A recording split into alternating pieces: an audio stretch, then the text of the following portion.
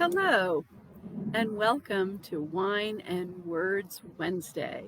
My name is Mary Bear Shannon. I am a reference librarian at the Haverford Township Free Library.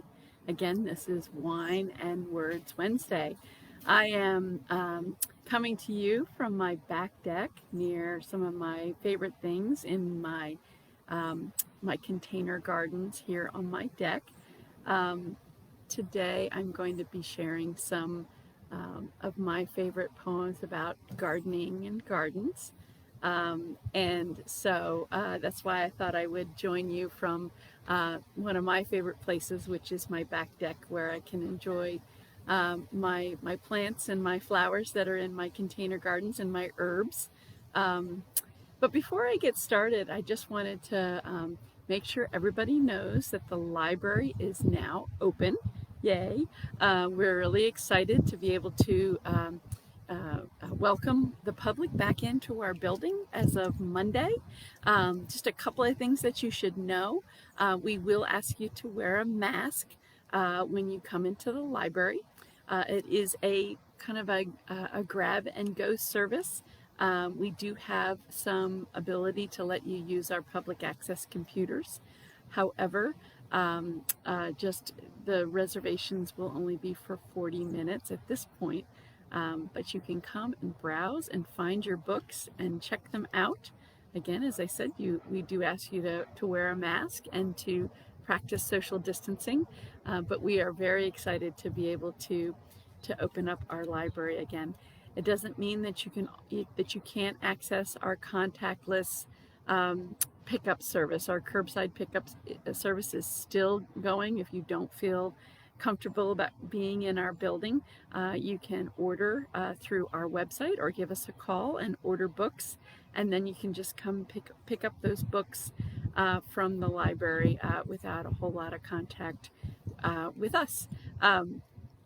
The other thing that I wanted to make sure you knew is that our catalog is now working. So you can order books from other libraries and we will be able to bring them to the library for you to have. That was not the case in the first couple of weeks of curbside pickup. So that's exciting too. You can order through somebody over the phone. You can order on our online catalog system. And if you have any questions, please feel free to give us a call at the library. So again, my name is Mary Bear Shannon. I am a reference librarian at the Haverford Township Free Library, and this is Wine and Words Wednesdays. I am coming to you from my back deck because I'm around some of my favorite things, which is my flowers and my herbs here on my deck. And I'm also going to be reading some poems, some of my favorite poems about gardening and gardens. So I thought I'd get started with a couple of those. Again, this is Wine and Words Wednesday, and I'm going to share some of my garden and gardening poems. My first poem is Inside My Garden Gate. This is by Susan Walkinshaw, and this was published just this year. How I love my little garden, where I sit and contemplate my perfect piece of paradise inside my garden gate. Hanging baskets, pretty pots, the flowers are brimming over, the grass so green, the buttercups, the daisies, and the clover. Honeysuckle and jasmine giving off its sweet perfume. Pretty lilies open wide, rose bushes in full bloom. In summer they stand tall and proud as the buds turn into flowers. I sit and watch as they all flourish and while away the hours. I see the little fledglings nesting high up in the trees, bees in and out the bushes with their variegated leaves, where they gather all the pollen, then soar into the sky. They're heading home at speed, returning to the hive. The melody of the wind chimes as they tinkle in the breeze, interwoven with gossamer cobwebs. At night the spider weaves. The sunshine sparkles on the pond where the water lilies grow.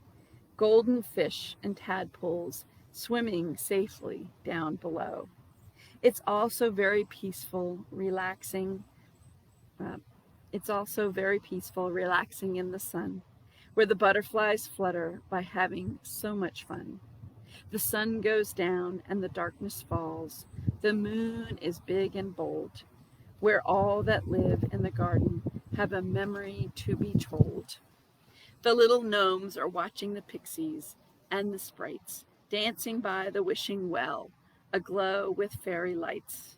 I can sit here contemplating until it is very late in this magical place of paradise inside my garden gate.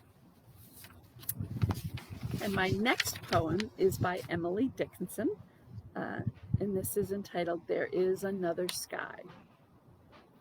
There is another sky, ever serene and fair, and there is another sunshine, though it be darkness there. Never mind faded forests, Austin, never mind silent fields. Here is a little forest, whose leaf is evergreen. Here is a brighter garden, where not a frost has been. In it unfading flowers, I hear the bright bee hum. Prithee, my brother, into my garden come.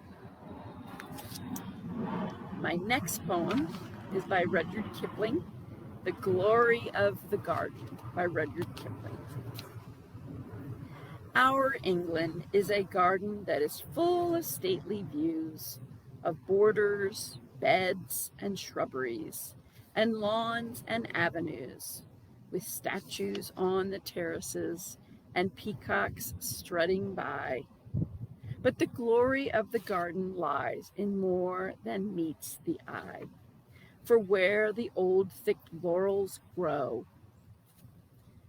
along the thin red wall, you'll find the tool and potting sheds, which are the heart of all, the cold frames and the hot houses, the dung pits and the tanks, the roller carts and the drain pipes, with the barrows and the planks. And there you'll see the gardeners, the men and prentice boys, told off to do as they are bid and do it without noise. For except when seeds are planted and we shout to scare the birds, the glory of the garden, it abideth not in words. And some can pot begonias, and some can bud a rose, and some are hardly fit to trust with anything that grows.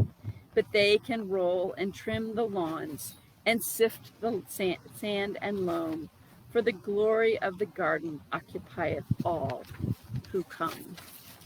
Our England is a garden, and such gardens are not made by singing, "Oh, how beautiful," and sitting in the shade while better men than we go out and start their working lives at grubbing weeds from gravel paths with broken dinner knives.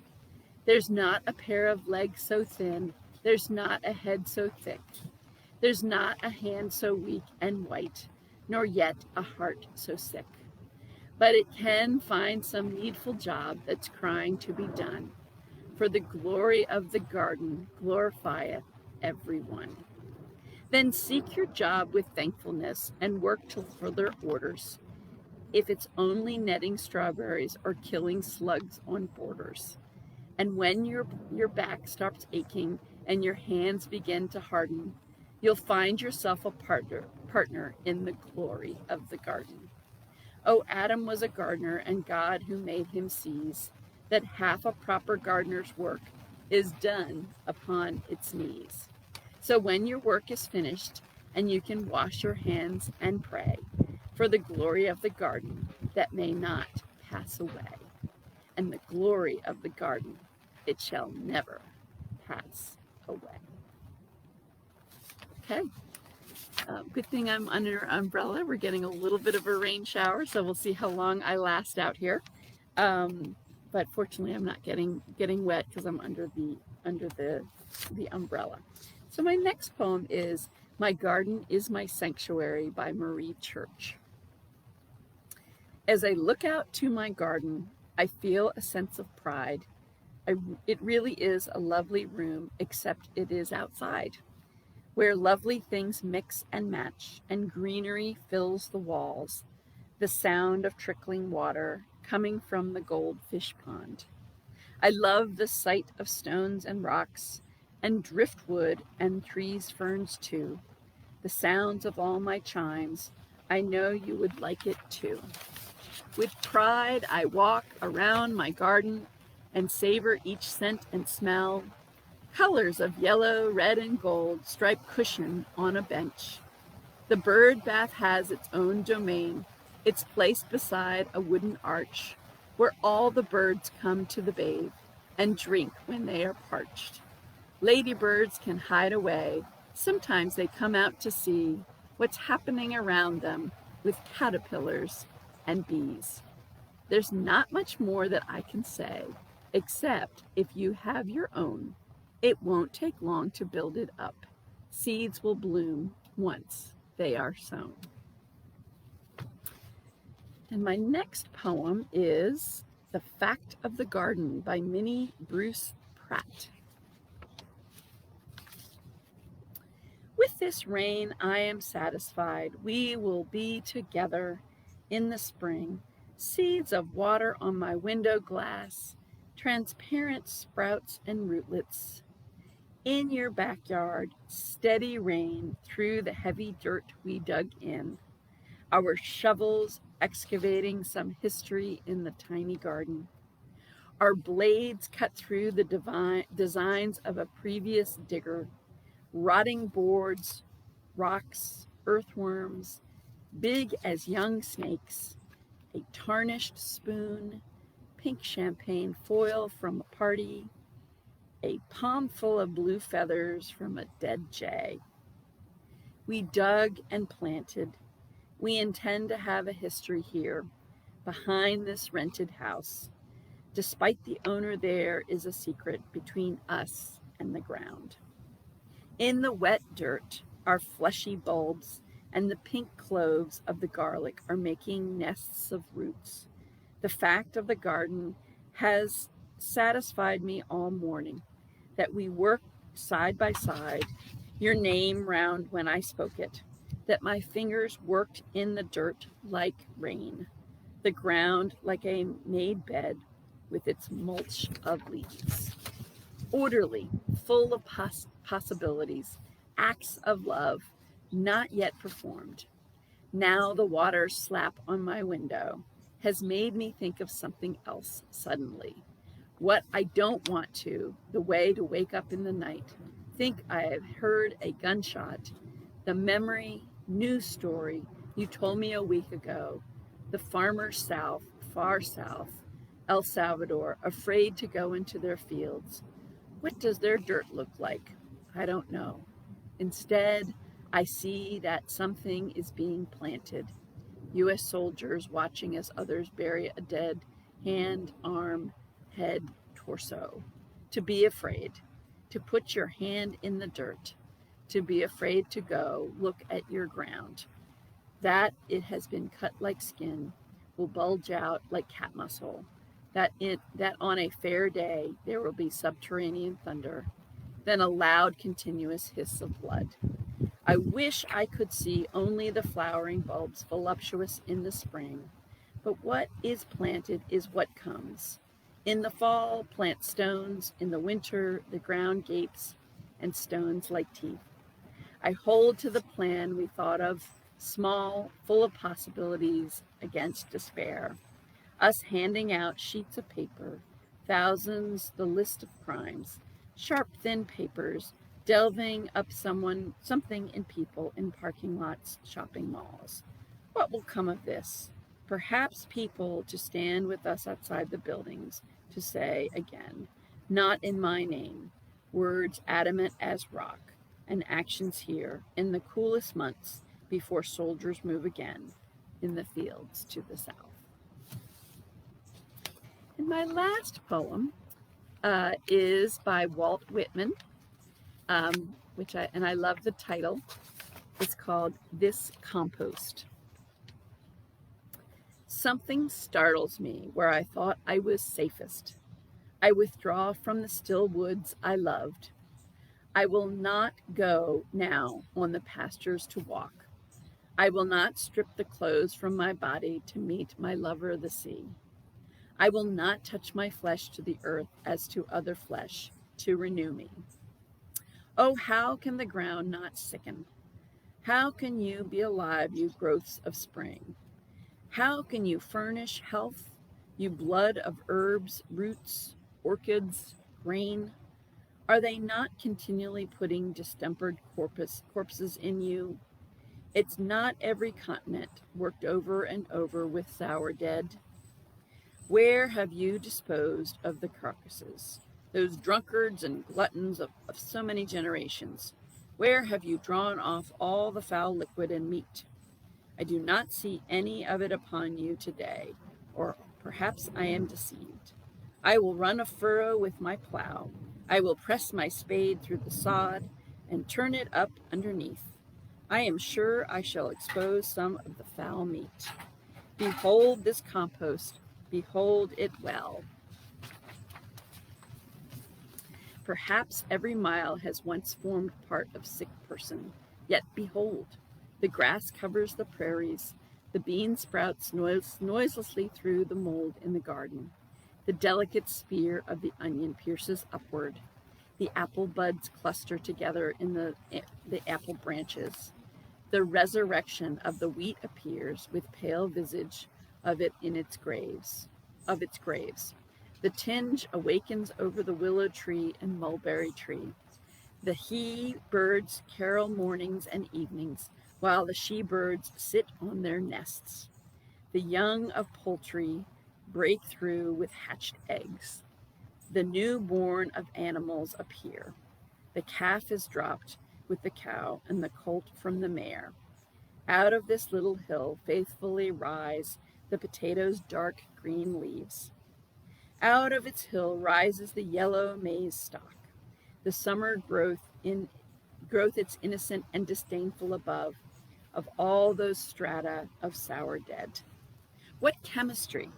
That the winds are really not infectious, that this is no cheat, this transparent green wash of the sea, which is so amorous after me, that it is safe to allow to lick my naked body all over with its tongues, that it will not endanger me with the fevers that have deposited themselves in it, that it is clean forever and forever, that the cool drink of the well tastes so good, that blackberries are so flavorous and juicy, that the fruits of the apple orchard and the orange orchard, that the melons, grapes, peaches, plums, will none of them poison me, that when I recline on the grass, I do not catch any disease, though probably every spear of grass rises out of what was once a catching disease. Now I am terrified at the earth. It is that calm, patient. It grows such sweet things out of such corruptions. It terms harmless and stainless on its axis with such endless successions of diseased corpses. It distills such exquisite winds out of such infused fetor. It renews with such unwitting looks its prodigal, annual, sumptuous crops. It gives such divine materials to men, and accepts such leavings from them at last. That was Walt Whitman, This Compost. So that's it for Wine and Words today. Those were my poems about gardening and gardens. I hope you enjoyed it, and I hope you all have a great day.